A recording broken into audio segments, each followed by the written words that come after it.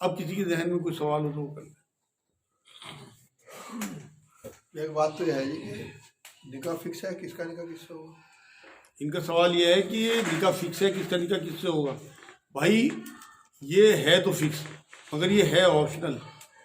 جیسے اللہ رب العزت نے جب یہ تک کہہ دیا اپنے نبی کے ذریعے کہ لڑکا لڑکی ایک دوسرے کو دیکھ لیں، تو اس کا مطلب اللہ رب العزت نے یہ چاہا ہے کہ ہم اس میں اپنے آپ کو انوالو کریں، اللہ کو دوش نہ دیں۔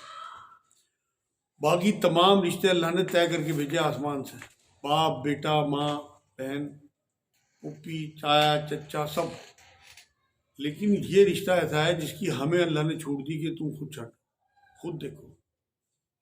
ویسے تو جب وہ کہہ رہا کہ پتہ بھی نہیں گرتا میری مرضی کے خلاف، تو یہ ہے تو معاملہ اسی طرح سے کہ ہونا تو وہی ہے، سبب ایسے ہی بنتے چلے جائیں، لیکن آپ بلیم نہیں کر سکتے اللہ کو اس معاملے میں۔ اچھا، اس میں آگے سوال یہ نکلتا ہے پھر کہ جب فکس نہیں ہے نکاح، تو یہ فکس ہے کہ کون سی روح کس گھر میں آئے گی، ماں باپ کون ہوں گے؟ ہاں یہ تو حضور کی حدیث پاک سے ثابت ہے کہ ماں کے پیٹ میں بچہ جب 4 مہینے کا ہوتا ہے تو ایک فرشتہ آگے اس کی تقدیر، اس کا آگے کا معاملہ سب لکھ کے جاتا ہے، پوری حدیث ہے اس کے بارے میں۔ نہیں مطلب ماں باپ کون ہوں گے اس بچے کے؟ وہ تو جبھی طے ہوا نا، روح لکھ کے جاتا ہے۔ تو پھر تو نکاح بھی طے ہو گیا۔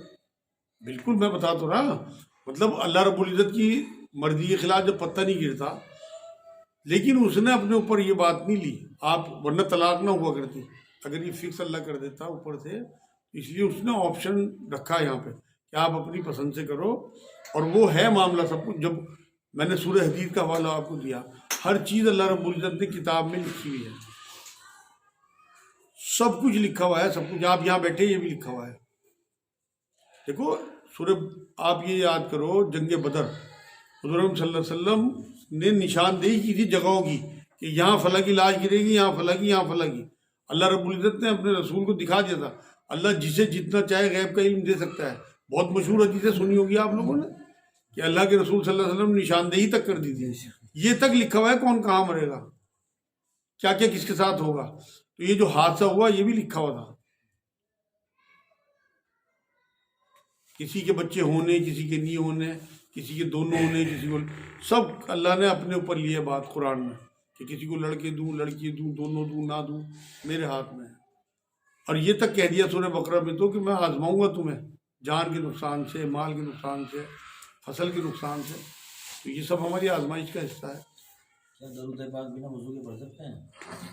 ان کا سوال ہے کیا درود بنا وضو کے پڑھ سکتے ہیں؟ بالکل پڑھ سکتے ہیں، زبان پاک ہوتی ہے، اور کوئی بھی چیز جو ہے وہ، حضرت علی رضی اللہ تعالیٰ عنہ یہ بات فرماتے ہیں کہ حضور صلی اللہ علیہ وسلم کے جو صرف مطلب جمعہ کے علاوہ کوئی بھی چیز حائل نہیں ہوتی تھی ان کے ذکر میں، یہاں تک کہ قرآن تک حضور صلی اللہ علیہ وسلم پڑھ لیا کرتے تھے اگر ناپاک نہ ہو، مطلب جنابت کا غسل فرض نہ ہو حضور پر۔ تو درود شریف تو بالکل آپ پڑھ سکتے ہیں، قرآن بھی بنا وضو کے پڑھ سکتے ہیں؟ بالکل قرآن بھی بنا وضو کے پڑھ سکتے ہیں۔ لوگ ہمارے طرف کے علماء دین یہ بات کہتے ہیں کہ قرآن کو، اصل میں ایک سورہ واقعہ کی آیت ہے 79، اس میں یہ کہا ہے اللہ رب العزت نے کہ قرآن صرف پاک لوگ ہی چھو سکتے ہیں۔ وہاں پاک یہ وضو نہیں ہے، وضو صرف نماز کی شرط ہے، باقی آپ قرآن پاک جو ہے وہ بنا وضو کے پڑھ سکتے ہیں، چھو بھی سکتے ہیں۔ میں بتا تو رہا، حضرت علی رضی اللہ تعالیٰ عنہ یہ بات فرماتے ہیں کہ حضور صلی اللہ علیہ وسلم کے لیے کوئی بھی چیز جو ہے وہ حائل نہیں ہوتی تھی قرآن پڑھنے میں، ذکر کرنے میں، سوائے جنبی ہونے کے، مطلب اگر جنابت کا انہیں غسل کرنا ہو تو تب تو وہ قرآن کو نہیں چھوتے، باقی تمام معاملات جو ہے وہ۔ عورت پڑھ سکتی ہے حیض کے دنوں میں قرآن؟ نہیں، بالکل نہیں پڑھ سکتی۔ یہ 2 چیزیں ایسی ہیں، ایک تو نماز اور ایک قرآن۔ حیض کے دنوں میں عورت نہ قرآن کو ہاتھ لگا سکتی ہے، نہ، زبان تو پاک ہے، جتنا دعا کی نیت سے پڑھ سکتی ہے جتنا اسے قرآن یاد ہو، دعا کی نیت سے، لیکن قرآن کی نیت سے پڑھ بھی نہیں سکتی۔ اور قرآن جو ہے وہ چھونا بھی عورتوں کو منع ہے، وہی تو آیت ہے وہ کہ صرف اسے پاک لوگ ہی چھو سکتے ہیں، آیت نمبر 79 سورہ واقعہ۔ جیسے آپ نے کہا کہ ہم لوگ یہاں بیٹھے ہیں وہ بھی سب پری پلانڈ ہے، تو جب سب کچھ پری پلانڈ ہے تو جو کچھ ہمارے اعمال ہیں پھر تو ہم اس کے ذمہ دار نہیں ہیں۔ میں نے یہ نہیں کہا پلانڈ ہے، میں نے یہ کہا کہ لکھا ہوا ہے۔ اصل میں آپ یہ دیکھو کہ اللہ رب العزت جو ہے وہ تمام چیزوں کا عالم ہے، ہر چیز کا۔ اللہ رب العزت نے تمام روحیں بنا کے پہلے تو ان سے اقرار لیا، الست بربکم قالوا بلی، قرآن کی آیت ہے۔ اللہ نے پوچھا کہ تمہارا رب کون ہے؟ سب نے کہا تو ہے۔ اب اللہ رب العزت نے ان روحوں کو پیدا کرنے کا سسٹم بنایا پے در پے، جتنی اسے کائنات میں یہاں جتنی روحیں جس زمانے میں چاہیے وہ بھیجتا رہتا ہے، جتنی واپس بلانی بلاتا رہتا ہے۔ ہر روح کا اس نے دیکھ لیا کہ یہ روح کیا کیا کرے گی، اسے لکھ دیا اس کتاب میں۔ اللہ نے جبر کچھ نہیں کرا، اگر جبر ہو پھر تو یہ امتحان ہی ختم ہو جاتا ہے، پھر ہم ذمہ دار نہیں ہیں، پھر تو معاذ اللہ اللہ ذمہ دار ہے ہر چیز کا۔ یہ آپ یہ سمجھو اللہ کی پری نالج ہے، جو اللہ رب العزت نے مان لو مجھے بنایا اور یہ دیکھ لیا کہ اس کی زندگی مان لو میں نے 60 سال رکھی، یہ 60 سال میں کیا کیا کرے گا، اپنی پری نالج سے اللہ رب العزت نے دیکھ لیا۔ تو یہ نہیں ہے کہ اللہ رب العزت نے میرے اوپر جبر کیا کہ تو یہ کرے گا، تو یہ کرے گا، تو یہ کرے گا۔ مجھے فری ویل کے ساتھ چھوڑ دیا میری روح کو، اور یہ چیک کر لیا اللہ رب العزت نے کہ یہ کیا کیا کرے گا، اسے کچھ کتاب میں لکھ دیا۔ اسی طرح اربوں خربوں لوگوں کا معاملہ اللہ رب العزت نے ان کے حادثات، ان کی زندگی، ان کی موتیں، ان کے ساتھ کیا کیا ہونا، اور وہ اب تو بہت آسان ہو گیا سمجھنا۔ اب تو آپ ہارڈ ڈسک سمجھو نا، آپ کمپیوٹر دیکھو اس میں کتنا ڈیٹا ہوتا ہے لوگوں کا، تو اللہ کے لیے تو اللہ کے پاس تو سپر کمپیوٹر ہے۔ تو یہ پری نالج ہے اللہ کی، نہ کہ یہ کہ اس نے ہمارے اوپر جبر کیا۔ ہم یہ کوشچن مارک لگاتے ہیں کہ ہم کیوں ذمہ دار تھے؟ بھائی ہم ہی ذمہ دار ہیں، جو عمل ہم کرتے ہیں، اور ساتھ میں توبہ رکھ دی اللہ رب العزت نے، ساتھ میں اور نیکی کے کام ایسے رکھ دیے کہ تمہارے گناہ معاف ہو جائیں گے۔ یہ تک کہہ دیا قرآن میں اگر تم میرے کہنے کی وجہ سے بڑے گناہوں سے بچتے رہو گے تو تمہارے چھوٹے چھوٹے گناہ تو میں ویسے ہی معاف کر دوں گا۔ ایک نماز سے دوسری نماز کے بیچ کے گناہ معاف کر دوں گا، ایک جمعے سے دوسرے جمعے کے گناہ معاف کر دوں گا، ایک عید سے اگلی عید کے گناہ معاف کر دوں گا بیچ کے۔ اتنی تو تمہیں خوشخبری سنا رکھی اس نے۔ اس کے بعد بھی ہم اگر اللہ سے بے بہرا رہے اسی پہ انگلی اٹھاتے رہے کہ تو نے گمراہ کیا، تو ہم تو شیطان کے زمرے میں آئیں گے۔ شیطان نے کیا کیا تھا؟ آدم سے بھی ہوئی غلطی، آدم علیہ السلام سے بھی، شیطان سے بھی ہوئی۔ آدم علیہ السلام ہاتھ جوڑ کے بیٹھ گیا، لا الہ الا انت سبحانک انی کنت من الظالمین۔ یونس علیہ السلام کی دعا کہ اللہ میں ظالموں میں تو پاک ہے۔ اور شیطان نے کیا کہا قرآن میں کہ اللہ تو نے گمراہ کیا، میں تیرے بندوں کو گمراہ کروں۔ الزام سیدھا انگلی اللہ پہ۔ تو جو لوگ یہ سوچیں کہ میری تو گمراہی اللہ کر رہا تو وہ شیطان کے زمرے میں، اور جو ہاتھ جوڑ کے بیٹھ جائیں لا الہ الا انت سبحانک انی کنت من الظالمین، وہ نبیوں کے۔ آپ یہ دیکھو اس کا مطلب کیا ہے، یہ سورہ انبیاء کی آیت ہے۔ یونس علیہ السلام، آپ کے سوال کا بھی جواب آ گیا اس میں کہ درود شریف ہو یا قرآن ہو۔ آپ کی قرآن کی آیت کہاں پڑھی نبی نے؟ مچھلی کے پیٹ میں، غلاظت میں۔ میدا جو ہے سب سے غلیظ چیز ہے، مچھلی کے میدے میں ہی تو تھے وہ، اور 3 دن 3 رات پڑھی بھائی نے۔ اور قرآن میں اللہ رب العزت نے ایک جگہ تو یہ بات کہی سورہ صافات میں شاید کہ اگر یہ یونس ہمیں اس طرح نہ پکارتا لا الہ الا انت سبحانک انی کنت من الظالمین، تو یہ قیامت تک اسی پیٹ میں پڑا رہتا، اس کی ہم قبر بنا دیتے اسے۔ آپ جا کے ترجمہ پڑھنا اس آیت کا۔ تو اگر انہوں نے اسے پکارا اللہ رب العزت، اتنا غصہ تھا اللہ کو ان کی لرزش پہ، غلطی نہیں تھی، ہلکی سی لرزش تھی یونس علیہ السلام کی، اتنا غصہ تھا کہ اسے قبر بنا دیتا میں اس کی مچھلی کی پیٹ کو، اس کی، اگر یہ اس طرح نہ پکارتا۔ تو یہ پکار جو ہے ان کی اتنی پسند آئی اللہ رب العزت کو کہ اللہ کا غصہ ٹھنڈا ہو گیا۔ بہترین چیز ہے آپ لوگوں کے لیے، اللہ کی ٹرین بتاتا ہوں میں تو مصیبتوں سے نکالنے کی۔ اول ذکر ہے توبہ کا، جتنے بھی استغفار آئے ہیں دنیا میں اللہ کے رسول صلی اللہ علیہ وسلم کے ذریعے، ان میں اول استغفار ہے لا الہ الا انت سبحانک انی کنت من الظالمین۔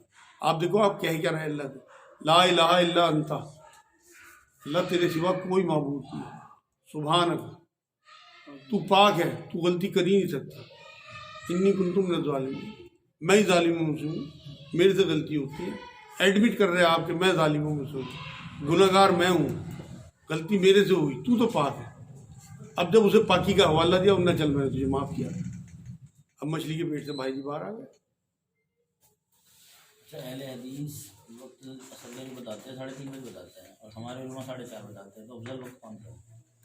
ان کا سوال یہ ہے کہ عصر کا وقت اہل حدیث 3:30 بتاتے ہیں، اور علماء جو ہیں وہ ہمارے 4:30 بتاتے ہیں۔ اول وقت کون سا ہے، افضل وقت؟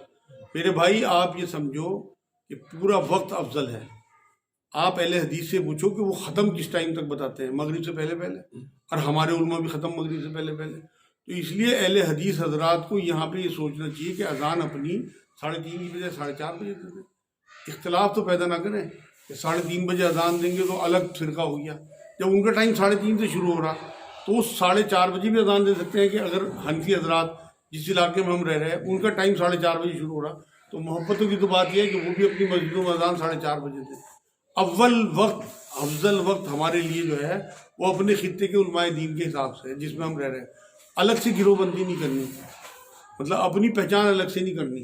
تو یہاں پہ جو میرے اہل حدیث بھائی ہیں انہیں یہ چاہیے کہ وہ اپنی اذانوں کا ٹائم جو ہے وہ 3:30 کی جگہ 4:30 کر دیں, کیونکہ ان کا ٹائم بھی اسی ٹائم ختم ہوتا ہے. ختم ٹائم دیکھیں, شروع نہ دیکھیں, جس سے کہ محبت بڑھے. آپ جو سورہ حدید کی آیت آئی ہے بھی کہ سب مصیبتیں اور پریشانیاں اللہ کا حکم ہے اور آزمائش کا حصہ ہے. ایک آیت کا مفہوم یہ ہے کہ کسی پر کوئی مصیبت نہیں آتی مگر اتنی جتنی اس نے اپنے ہاتھوں سے کمائی. تو دونوں باتیں متضاد نہیں ہیں. دیکھو ایک بات سنو, یہ جو آپ آیت بتا رہے ہیں یہ بھی آیت ہے قرآن کی کہ تمہارے اوپر تمہاری مصیبتیں جو آتی ہیں وہ تمہاری کرتوتوں کی وجہ سے آتی ہیں. لیکن ساتھ میں خوشخبری کتنی ہے. قرآن میں ہی سورہ ہجر آیت 57 نہ 52 نمبر آیت میں یہ بات کہی کہ اے نبی میرے بندے جو اپنے اوپر ظلم کر بیٹھے ان سے کہہ دو کہ میں ان کے قریب ہوں, ان کی سنتا ہوں اور میں بڑے سے بڑا گناہ ان کا معاف کر دوں. کرتوتوں کی وجہ سے مصیبت آئی نا. کرتوت کے بعد اگر آپ نے توبہ کر لی تو آپ کی کرتوت گئی. آپ توبہ نہیں کریں گے تو پھر تو آپ کے اوپر مصیبت آنی ہے. تو اس لیے اپنی کرتوت جو ہے اسے ایڈمٹ کریں پہلے تو کہ ہاں میرے سے غلطی ہوئی, جو یونس علیہ السلام نے کیا, جو آدم علیہ السلام نے کیا. دیکھو پاک جو ہے غلطیوں سے پاک صرف ایک ذات ہے, وہ اللہ رب العزت. باقی تمام انبیاء سے غلطی ہو سکتی ہے. یہاں تک کہ حضور صلی اللہ علیہ وسلم سے بھی لرزش ہوئی. آپ کو میں یاد دلاؤں کہ جنگ احد میں قرآن میں آیا سورہ آل عمران میں, حضور صلی اللہ علیہ وسلم کا جب دندان مبارک شہید ہوئے ہیں اور چہرے پہ زخم آئے ہیں تو یہ نکلا ہے منہ سے, زبان مبارک سے, کہ اللہ ایسے لوگوں کو کیسے ہدایت دے گا جو اپنے نبی کو زخمی کرتے ہیں. قرآن کی آیت ہے. تو وہاں اللہ رب العزت نے کہا کہ تم کون ہو یہ بات کہنے والے, ہدایت دینے والا تو میں ہوں. اس کے بعد اسی جنگ میں شریک خالد بن ولید رضی اللہ تعالیٰ عنہ کو ہدایت دی اللہ رب العزت نے, اور اسی زبان مبارک حضور صلی اللہ علیہ وسلم کی زبان مبارک سے پھر انہیں سیف اللہ کا لقب دلوایا اللہ نے. تو پاک غلطیوں سے صرف اللہ کی ذات, اور کوئی نہیں دعویٰ کر سکتا. یہ میری بات نہیں, میں تو قرآن کوٹ کر رہا, آپ کو بتا رہا ہوں. سورہ آل عمران میں یہ واقعہ ہے. کرتوتیں سب کی خراب ہو سکتی ہیں, غلطیاں سب سے ہو سکتی ہیں. ساتھ میں جو اللہ رب العزت نے, میں نے شاید کسی پروگرام میں کہا تھا, جیسے ہر ماں کی گود ہوتی ہے, اللہ 70 ماؤں سے زیادہ محبت کرتا ہے. اللہ کی بھی ایک گود ہے اور وہ توبہ ہے. آپ اللہ کی گود میں پہنچو, فوراً توبہ کرو, آپ کی کرتوت معاف, کوئی مصیبت نہیں آئے گی انشاءاللہ, نہ یہاں نہ آخرت میں. ایک سوال یہ ہے, یہ چیز اس طرح سے جڑی ہوئی ہے کہ جیسے آپ نے پہلے کہا تھا نا, آپ نے فرمایا پہلے وہ کہ جو کچھ بھی انسان کے اوپر پریشانیاں ہیں وہ ایک کتاب میں لکھی ہوئی ہیں. تو یعنی وہ جو کتاب میں لکھا ہوا ہے وہ آئے گا ہماری کرتوتوں کے سبب. اس طرح سے جڑی ہوئی ہے نا یہ بات. جو ہم کرتے ہیں اس کی وجہ سے ہمارے اوپر جو پریشانیاں آتی ہے, اگر توبہ کر لی ڈیلیٹ ہو جائے, وہ بھی لکھا ہوا ہے ڈیلیٹ ہو گیا, توبہ کرے گا. نہیں کریں گے تو ہمیں اور زیادہ. دیکھو آج ایک آیت آئی کہ اللہ رب العزت نے ان کے دلوں میں بچھڑے کی جو پوجا ہے اسے پلا دیا ان کے دلوں کو. مقصد کیا ہے کہ اللہ نے پلا دیا. جب انہوں نے بچھڑے کی پوجا کی, اگر وہ وہیں شرک سے توبہ کر لیتے تو اللہ ڈیلیٹ کر دیتا, معاف کر دیتا. لیکن اللہ رب العزت نے انہیں, کیونکہ انہوں نے توبہ نہیں کی تو اس میں بڑھاتا چلا گیا اللہ. ایک سوال یہ ہے, سر پر دوپٹہ نہ ہو تو کیا عورتوں کا وضو ہو جائے گا؟ بالکل ہو جائے گا. نامحرم نہیں ہونے چاہیے گھر میں. دیکھو وضو جو ہے, دوپٹہ جو ہے نماز کے لیے ضروری ہے. حدیث پاک ہے داؤد شریف کی, عورتوں کو جو پورا جسم جو ہے وہ سطر ہے, اور نماز جو ہے سطر ڈھکی ہوتی ہے. جیسے آپ گھٹنے کھول کے نماز پڑھو گے تو نہیں ہوگی. آپ کا جو سطر ہے وہ ناف سے گھٹنوں تک ہے, اور حضور نے کہا کہ نماز میں کندھے بھی ڈھک لیا کرو. غریب صحابی تھے, کپڑے بھی پورے نہیں ہوتے تھے. لیکن مرد کا سطر اتنا جتنا میں بتا رہا آپ, عورت کا پورا جسم سطر ہے. بال بھی ایسے ڈھکے ہوئے ہونے چاہیے, ایسے دوپٹے سے کہ مطلب بھاری دوپٹہ ہو, ٹرانسپیرنٹ دوپٹہ نہ ہو. لیکن وضو کے ساتھ شرط نہیں ہے دوپٹے کی. اپنے گھر میں عورت ہے کیسی بھی رہ سکتی ہے, حجاب پر مسا کر سکتی ہے. ہاں یہ ایک حدیث پاک ملتی ہے, حضور صلی اللہ علیہ وسلم نے اپنے امامہ پہ مسا کیا ہے. بالکل عورت نے اگر صبح کو حجاب کر لیا اور اس نیت کے ساتھ کہ میں اس پہ مسا کروں گی باقی وضو میں, मतलब बाल गीले करना या दुपट्टा हटाना है, हिजाब हटाना थोड़ा मुश्किल होता है, बाज़ार में है, कहीं और बाहर किसी फंक्शन में है, तो बिल्कुल उससे मसा कर सकते ये ठंड में अगर इस्लाम हो जाए और गर्म पानी ना हो तो तयम्मुम से नमाज पढ़ सकते हैं? इनका सवाल यह है कि ठंड में अगर इतलाम हो जाए, गर्म पानी ना हो, तो क्या तयम्मुम कर ले नमाज पढ़ने के लिए? भाई अगर आपको कोई ये मौका दे कि आप अगर ठंडे पानी से नहाओगे 1 लाख रुपया मिलेगा, और आप उसे इनकार कर दो करना जी मैं तो 1 लाख लेने का नहीं, मैं नहीं नहाता ठंडे पानी से, फिर तो आपको इजाज़त है। लेकिन अगर आप 1 लाख रुपए के लिए ठंडे पानी से नहा लोगे तो नमाज के लिए भी आपको नहा लेना चाहिए। जैसे वो आपने एक दुआ के बारे में बताया था, ला इलाहा इल्ला अंता सुब्हानक, ये मस्जिदों में अक्सर फजर के बाद असर के बाद जो दुआएं होती हैं, लेकिन इसमें एहसास नहीं दिखता लोगों में, वो ज़ुबानी चलता है मामला, तो क्या इसका कोई असर पड़ेगा हमारी तबीयत पे? बस हम पढ़े जा रहे हैं इसको। नहीं पड़ेगा तो असल में बात यह है ना, देखो कुरान तो एक ऐसा कलाम है अल्लाह रब्बुल इज़्ज़त का जो बरकत वाला है, इसके असरात जो हैं वो हर आदा पे पड़ते हैं। आप ये देखो ना, हुजूर ने क्या फरमाया, अलिफ लाम मीम कहने पे भी नेकी है और हर हरूफ की 10 नेकी। तो जो आपकी ज़बान से पढ़ने का अजर है वो तो हर हाल में आपको मिलेगा और उसकी तबीयत पे असर भी होगा, क्योंकि अल्लाह का कलाम है। लेकिन जब आप इसे अपनी ज़बान में समझ के पढ़ोगे तो उसकी बात कुछ और ही होगी, वो आपकी रगों में उतरेगा, आपकी ज़िंदगी में उतरेगा, वो असल में आपके अमल में आएगा। फिर अब जिस तरह मैंने आज आपको बता दिया आयत करीमा का, आपने कभी सुना भी नहीं होगा, आप तो सिर्फ रट्टू तोते की तरह पढ़ रहे। आज जो मैंने आपको बताया कि जब आप ये कहोगे अल्लाह तेरे सिवा कोई माबूद नहीं और तू गलतियों से पाक है, और हम तो मखलूक है, खाली की तो गलतियों से पाक हो सके, मखलूक थोड़े ही हम अपने आप को मान रहे हैं। तो यहाँ जब आपको ये लगेगा कि यार ये तो वाकई अजीबोगरीब चीज़ है, अब आपको सबसे अफजल इस्तग़फ़ार यही लगेगा, क्योंकि एक नबी को अल्लाह ने निजात दी मछली के पेट से। अरे जैसे कि आपने फरमाया कि अल्लाह ताला नमाज़ों के जरिए सारे सगीरा गुनाह माफ़ कर दे जो अल्लाह से डरता है। एक नमाज है सलातुत तस्बीह, जो अल्लाह के नबी सल्लल्लाहु अलैहि वसल्लम ने हमने सीखा को हिदायत दी, क्या मैं आपको एक अतिया ना दूँ, क्या एक हदिया पेश ना करूँ जिससे अल्लाह ताला आपके सगीरा कबीरा जाने किए हुए अनजाने में किए हुए सभी गुनाह माफ़ करें? क्या ऐसे कबीरा गुनाह माफ़ होंगे? असल में बिल्कुल माफ़ हो सकते हैं अगर अल्लाह के रसूल ने ये बात फरमाई है तो। लेकिन पहले आप ये देखिए कि नफली इबादत है, आपके पहले फ़राइज़ पूरे होने चाहिए। आज मेरा एक जुमला याद रखना, जितनी भी नफिल इबादत है ना, नफिल बना नफे से, और नफ़ा असल के बाद होता है। अगर आपका असल पूरा है ना, उसके बाद आप 100 रुपये की कोई चीज़ लिया, आपने 100 रुपये का कोई प्रोडक्ट आपका है और आपने उसकी कीमत रखी 120, पहले आपके 100 आ जाने चाहिए, 20 बाद में नफ़ा। अगर आप 20 लेके खुश हो रहे हैं, 80 आपके जा रहे हैं, तो आप बेवकूफ़ हो। इसलिए नफ़ा जो है वो असल के बाद है। फ़र्ज आपके पूरे हों, उसके बाद आपको नफली इबादत का मज़ा मिलेगा, अदरवाइज़ कोई नहीं मिलेगा। कितनी सलातुल तस्बीह पढ़ते रहना, अगर आपकी फजर निकल रही, 5 नमाजें आपकी दांतों से पकड़ी हुई होनी चाहिए पूरी उम्र के लिए, सारे नफिल इबादत का बहुत फ़ायदा होगा, सब गुनाह माफ़ हो जाएंगे इंशाअल्लाह। मस्जिद में सुन्नतें पढ़ना ठीक है? इनका सवाल है मस्जिद में सुन्नतें पढ़ना ठीक है? हाँ बिल्कुल ठीक है, इजाज़त तो है, मगर रसूल पाक की जो सुन्नत है, क्योंकि हम तो सुन्नतों पे बहुत जोर देते हैं ना, जो ज़ाहिर सुन्नत है उन पे जोर देते हैं। हुजूर हमेशा घर से सुन्नतें पढ़ के जाते थे। मस्जिदें जो बनी ना वो फ़र्ज नमाजों के लिए बनी, जमात के लिए। सुन्नतें हमेशा घर से वज़ू करके, मस्जिद को आप जितना कम इस्तेमाल करोगे पानी को नफिलों के लिए, उतना बेहतर है। इबादत के बारे में हुजूर ने फरमाया कि अपने घरों को कब्रिस्तान ना बनाओ। तो अपने घरों में जब आप नमाज़ें पढ़ोगे तो आपकी औरतें, आपके बच्चे, उन्हें तरगीब मिलेगी, और वो नफिल नमाज़ें हैं। मर्द को हुक्म यह है कि फ़र्द नमाज़ें जो हैं वो जमात के साथ पढ़े और नफिल नमाज़ें घर पे पढ़े। हुजूर का तरीका भी यही था। इजाज़त है, वैसे कोई मजबूरी हो, आप बाज़ार में हैं कहीं हैं, तो बिल्कुल पढ़ सकते हैं। बाथरूम आ रहा हो, अजान होने लगे, तो क्या बाथरूम रोक सकते हैं सवाब के लिए?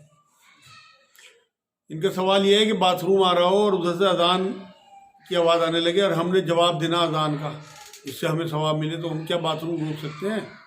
बिल्कुल नहीं रोकना चाहिए। देखो आज एक मैं आपको बात बताऊँ, ये तो अहादीस से साबित है बात कि आप बाथरूम या लेटरीन रोक के नमाज नहीं पढ़ सकते, मना है, और नमाज आपके ऊपर फ़र्ज है। اور نماز کا جواب، اذان کا جواب دینا جو ہے وہ سنت ہے. تو جب آپ کو ایک فرض سے روک دیا گیا کہ آپ پیشاب پخانہ روک کے جو ہے وہ آپ نماز نہیں پڑھ سکتے، تو آپ بالکل اپنا باتھ روم نہیں روک سکتے. آپ یہ اپنے اوپر ظلم کرو گے، اس کی وجہ سے کوئی خدا نہ خواستہ بیماری ہوئی تو اللہ قرآن میں کہتا ہے اپنے آپ کو ہلاکت میں نہ ڈالو. اللہ کا وہ حکم بھی آپ کے سامنے ہونا چاہیے. آپ فوراً باتھ روم میں جاؤ، اذان اگلی اذان کا جواب دینا. ہمارے یہاں تو 5-25 منٹ کے بعد اذانیں ہوتی ہیں. کہیں وہ اسی طرح کی باتوں کے لیے تو نہیں ہے کہ جو تم پہ دنیا میں پریشانیاں ہیں وہ تمہاری اپنی کرتوتوں کی وجہ سے ہیں؟ نہیں، سب کچھ آ سکتا ہے اس میں. تو بڑی پریشانی ہوئی ہے. ایک تھوڑا ٹاپک سے ہٹ کے سوال ہے کہ ایودھیا میں سرکار سے زمین اور پیسے لینا ٹھیک ہے؟ ان کا سوال یہ ہے کہ جیسے مسجد بن رہی ہے ایودھیا میں، اس مسجد کے لیے سرکار سے زمین اور پیسے لیے جا رہے ہیں، کیا وہ ٹھیک ہے؟ بالکل ٹھیک ہے بھائی، کیونکہ آپ ٹیکس دیتے ہو سرکار کو. بھائی جس سرکار کو آپ نے ٹیکس دینا ہے، ہر مہینے انکم ٹیکس ہے، سیل ٹیکس ہے، تو اس ملک کے جتنے بھی قانون آپ کے ہیں ان سب کو آپ کو ماننا چاہیے، بالکل لینا چاہیے. میرے نزدیک تو کوئی حرج ہے نہیں. جیسے کہ چوری کے تعلق سے سوال ہے، لائٹ کی چوری سے، لائٹ کے کچھ لوگ چوری کرتے ہیں، اس سے پانی گرم بھی کرتے ہیں، پریس بھی کرتے ہیں، تو کیا وہ یہ سب ٹھیک ہے؟ چوری اسلام میں حرام ہے میرے بھائی. ان کا سوال ہے بجلی کی چوری کیا جائز ہے؟ چوری تو جائز ہو ہی نہیں سکتی، نہ جائز ہے، حرام ہے. آپ ایک بلب میں بیٹھ جاؤ پورا گھر، ایک پنکھے میں سو جاؤ پورا گھر. یہ تو زندگی قید خانہ ہے نا، حضور نے فرمایا مومن کے لیے قید خانہ ہے. تو آپ اگر اسے قید خانے کی طرح سے چلو گے اس میں، تو آپ ایک بلب میں زندگی گزار لو گے اگر حیثیت نہیں ہے. لیکن آپ اگر اس گیزر سے نہاؤ گے جس چوری کی بجلی کا ہے، یا اس ہیٹر پہ کھانا پکا ہوا کھاؤ گے جو چوری کی بجلی سے چل رہا، تو آپ خود دیکھو کہ آپ کے اندر کیسا تقویٰ اور کیسے حالات پیدا ہوں گے آپ کے اندر. لیکن کا سوال ہے عرفان بھائی کا کہ آج کے دور میں زکوٰۃ جو ہے چاندی پہ جائے گی سونے پہ جائے گی؟ ان کا سوال یہ ہے کہ آج کے دور میں زکوٰۃ چاندی پہ دی جائے گی سونے پہ دی جائے گی. دیکھو جی، آج آپ یہ دیکھو پہلے کہ آج کرنسی کا جو معاملہ ہے اور ضمانت کا، وہ کیا ہے؟ چاندی ہے، سونا ہے. تمام ملکوں کے پاس کیا ہے؟ حضور صلی اللہ علیہ وسلم کے زمانے میں چاندی اور سونا جو مقدار دی گئی تھی، 52.5 تولہ چاندی اور 7.5 تولہ سونا، اس ٹائم وہ برابر ریٹ رکھتے تھے. آج زمین اور آسمان کا فرق ہو چکا. آج اگر آپ 30,000 روپے کی چاندی بن رہی جو 52.5 تولہ ہمارے علماء دین بتاتے ہیں، اور 7.5 تولہ سونا آپ دیکھو کم سے کم 3.5 لاکھ کا بنتا ہے. تو 30,000 روپے میں اگر آپ زکوٰۃ لگاؤ گے نا لوگوں کو، ایک بھی نہیں دے گا، سب گناہ گار ہوں گے. اس لیے جو سکہ اس ٹائم چل رہا ہے وہ سونا ہے. تمام ملکوں میں جو ضمانت رکھی جاتی ہے سونے کی رکھی جاتی ہے، جب ریزرو بینک سے پیسہ لیا جاتا ہے. تو آج کے دور میں بالکل زکوٰۃ جو ہے، یہ میں کنفرم بتا رہا، سونے پہ دی جائے گی. 7.5 تولہ سونا، اور اس پہ 1 سال گزر جائے، یا اتنی رقم، یا دونوں چیزیں ملا کے مان لو 3.5-4 لاکھ کا بنتا ہے. 4 لاکھ کسی کے پاس ہے تو وہ زکوٰۃ کا دینے والا بنے گا، ادروائز نہیں بنے گا.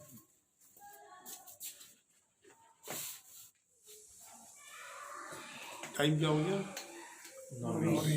کوئی زیادہ ہو گیا آج ٹائم. اور کسی ذہن میں تو کوئی بات نہیں بھائی. حضرت ایک سنت کی ڈیفینیشن بتا دیجیے. کیا سنت کیسے کہتے ہیں، کسے کہتے ہیں؟ ان کا سوال یہ ہے کہ سنت کسے کہتے ہیں. بھائی صرف 2 اصطلاحات ہیں دین میں، ایک فرض اور ایک نفل. اور جو نفل حضور صلی اللہ علیہ وسلم نے کیے ہیں، فرض تو ہمارے اوپر پکے ہیں، اللہ کی طرف سے طے ہیں، لیکن جو نفل اللہ رب العزت نے کیے ہیں، یا کہنے کو کرے ہیں، یا کہتے ہوئے دیکھ کے چپ رہ گئے، وہ سنت بن گئی. ہر وہ کام جو حضور نے کیا، یا کہنے کو مطلب کرنے کو کہا، یا کرتے ہوئے دیکھا اور خاموش رہے، وہ سب سنت. ٹھیک ہے، انشاءاللہ باقی اگلے ہفتے نماز 8 ہی بجے ہوگی. وما علینا الا